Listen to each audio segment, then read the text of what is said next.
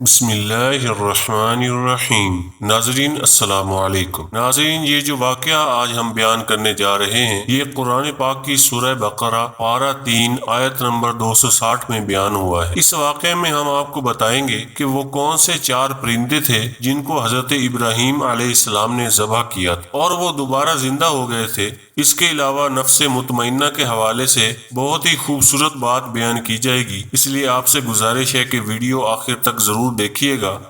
اور اگر آپ نے ہمارا چینل سبسکرائب نہیں کیا تو اسے سبسکرائب کر لیں۔ جزاک اللہ۔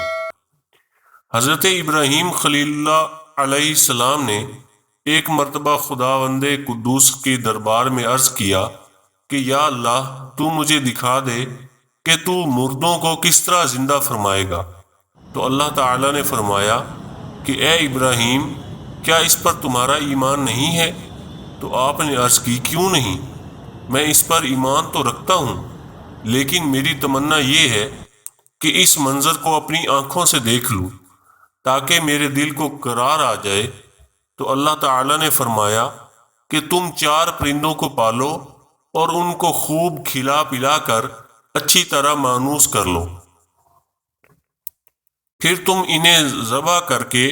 اور ان کا قیمہ بنا کر اپنے ارد گرد کے چند پہاڑوں پر تھوڑا تھوڑا گوشت رکھ دو، پھر ان پرندوں کو پکارو تو وہ پرندے زندہ ہو کر دوڑتے ہوئے تمہارے پاس آ جائیں گے، اور تم مردوں کے زندہ ہونے کا منظر اپنی آنکھوں سے دیکھ لو گے۔ چنانچہ حضرت ابراہیم علیہ السلام نے ایک مرغ، ایک کبوتر، ایک گدھ، ایک مور، ان 4 پرندوں کو پالا اور ایک مدت تک ان 4 پرندوں کو کھلا پلا کر خوب مانوس کر لیا۔ پھر ان 4 پرندوں کو ذبح کر کے ان کے سروں کو اپنے پاس رکھ لیا اور ان 4 کا قیمہ بنا کر تھوڑا تھوڑا گوشت ارد گرد کے پہاڑوں پر رکھ دیا، اور دور سے کھڑے ہو کر ان پرندوں کا نام لے کر پکارا کہ یا ایھا الدیک، اے مرغ، یا ایھا الحمامہ، اے کبوتر، یا ایھا النسر، اے گدھ، یا ایھا الطاؤوس، اے مور۔ آپ کی پکار پر ایک دم پہاڑوں سے گوشت کا قیمہ اڑنا شروع ہو گیا، اور ہر پرند کا گوشت پوست ہڈی پر الگ ہو کر 4 پرند تیار ہو گئے، اور وہ 4 پرند بلا سروں کے دوڑتے ہوئے حضرت ابراہیم علیہ السلام کے پاس آ گئے اور اپنے سروں سے جڑ کر دانہ چگنے لگے اور اپنی اپنی بولیاں بولنے لگے، اور حضرت ابراہیم علیہ السلام نے اپنی آنکھوں سے مردوں کے زندہ ہونے کو دیکھ لیا اور ان کے دل کو اطمینان اور قرار مل گیا۔ اس واقعہ کا ذکر خداوند کریم نے قرآن مجید کی سورہ بقرہ میں ان لفظوں کے ساتھ بیان فرمایا ہے، اور جب عرض کی ابراہیم نے اے رب میرے، مجھے دکھا دے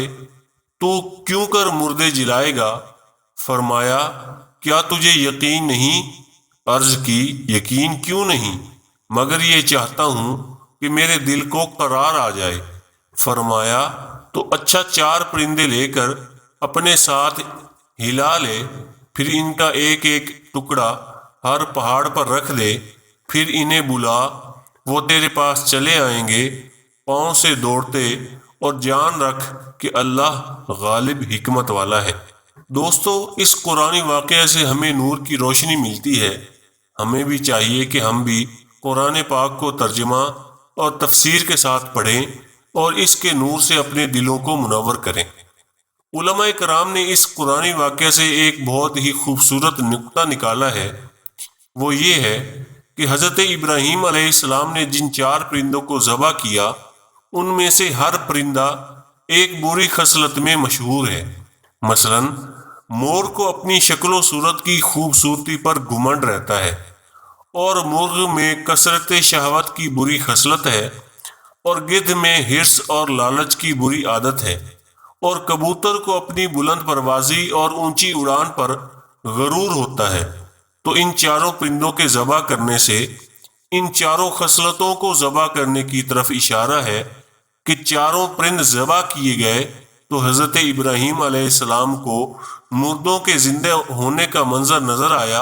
اور ان کے دل میں نور اطمینان کی تجلی ہوئی، جس کی بدولت انہیں نفس مطمئنہ کی دولت مل گئی۔ تو جو شخص یہ چاہتا ہے کہ اس کا دل زندہ ہو جائے اور اس کو نفس مطمئنہ کی دولت نصیب ہو جائے،